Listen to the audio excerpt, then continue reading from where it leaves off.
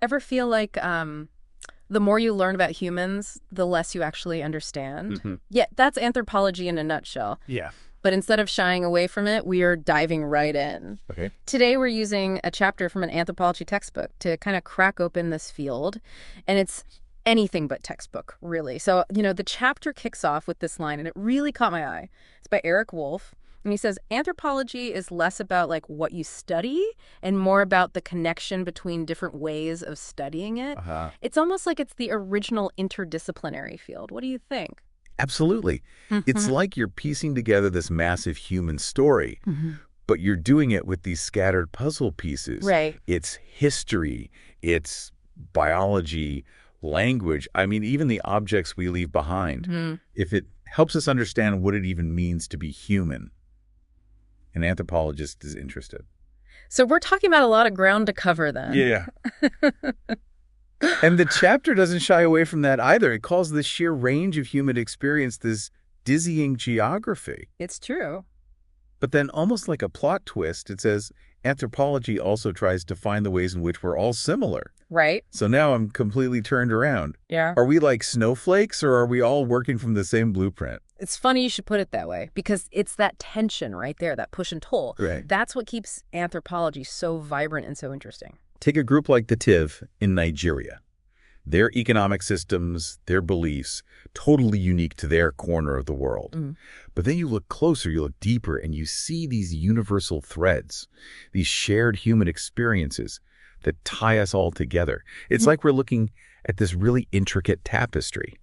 Each culture is a unique thread, Yeah. but they all kind of contribute to the same design. Okay, so let's tug on one of those threads. Okay. Culture. Let's do it. The book defines it as those abilities, notions, and forms of behavior persons have acquired as members of society. Yeah. Sounds pretty straightforward, right? Right. Except then it goes on to say that culture is both what makes us human and what sets us apart. Okay. Did someone slip a paradox into my anthropology reading? Well, laughter. It's definitely a head scratcher. Yeah. And it's exactly what makes culture so much more than just the music you listen to or the food that you eat. Think of it like this. Culture is alive, and it's constantly being shaped and reshaped by the people within it. This constant push and pull. Okay. That's what, British theorist Raymond Williams was getting at. We share culture, but we also argue about it. We adapt it. We even rebel against it.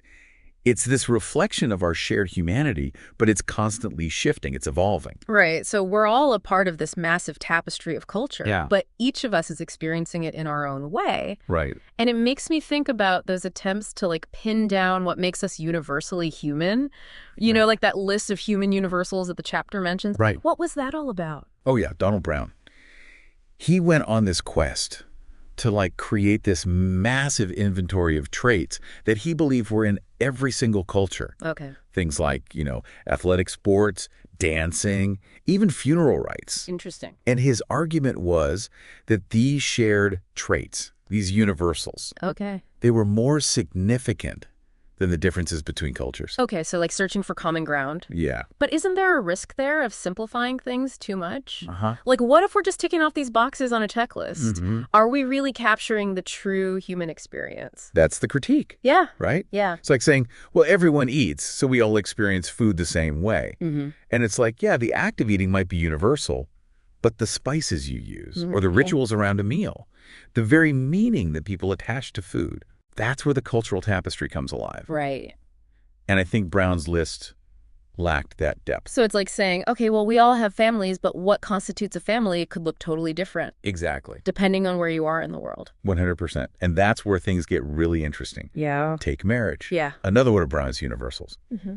And the chapter even points out how diverse this seemingly universal concept really is. Right. Who chooses the partner? What roles do the spouses play within the family structure? Is it about love? Is it about economics? Yeah. Or something else entirely? It's like assuming that the word tree conjures up the same image for someone in the Amazon rainforest as it does for someone who lives in, like, the Sahara Desert. Yeah, and that right there, that's what the chapter call out as ethnocentrism. Viewing the world through the lens of your own cultural experiences. It's that tendency to judge other cultures based on our own, often unspoken assumptions about what is normal, about what is right. Yeah. It's so easy to fall into that trap, though, isn't it? Oh, yeah? We're all products of our own cultures, after all. We are, but that's precisely why anthropology emphasizes the importance of what we call cultural relativism. Okay. It's about recognizing that each culture has its own internal logic. It has its own set of values and beliefs that might be completely different from our own.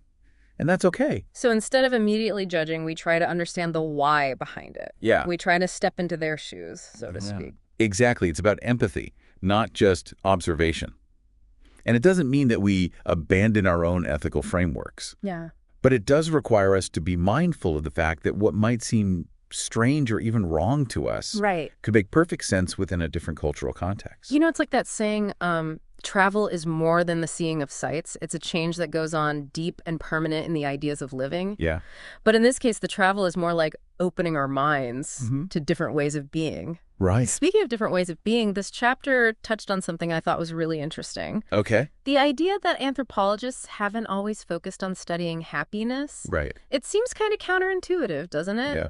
Like, why wouldn't you want to understand what makes people happy? Yeah, it's really interesting. I think it speaks to how anthropology has evolved as a field. Okay.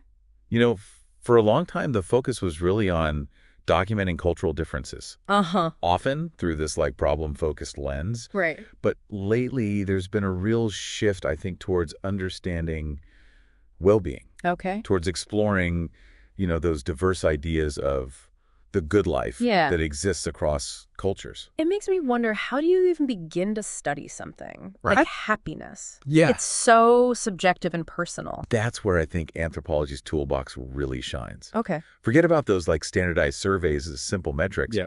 Those only scratch the surface. Right. We're talking about immersing ourselves in a culture, observing daily life, really engaging in these deep conversations about what brings people joy and meaning, Right. a sense of belonging. Yeah, it sounds like the kind of research that takes a lot of time. It does. And patience. You can't just parachute in with a clipboard Yeah. and understand the nuances of what brings someone, a sense of fulfillment. It takes time. Yeah. It takes trust.